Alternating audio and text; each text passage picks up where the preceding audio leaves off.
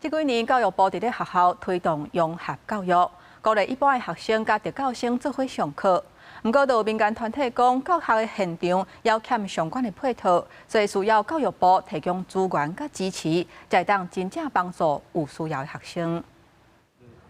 初高佇台中有情緒障礙的學生，一時失控用掃帚攻擊老師，這款班級衝突引起關注。尤其特別開學啊，20日有民團開記者會，要求教育部在推行融合教育的時，應該愛予老師有更較儕資源甲支持，去面對有特殊教育需求的學生，呼籲愛減少班級的人數，安排特殊教育的助理人員。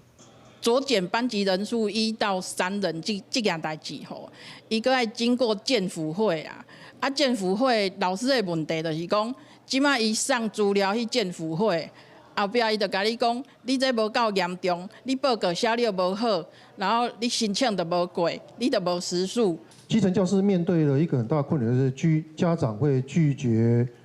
送醫診斷、用藥、鑑定，老師基於善意給予建議，反而被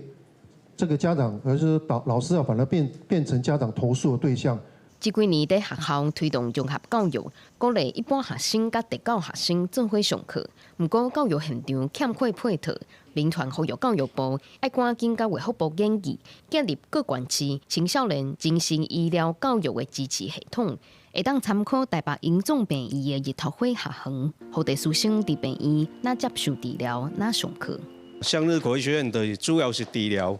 老師啊，請特教的老師去病院甲學生上課，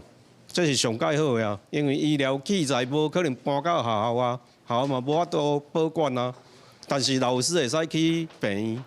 針對融合教育的困境，民團希望在保障少數特殊生受教權的時，嘛要兼顧多數普通生甲老師的安全。記者顧佑基林旭凱台北報道。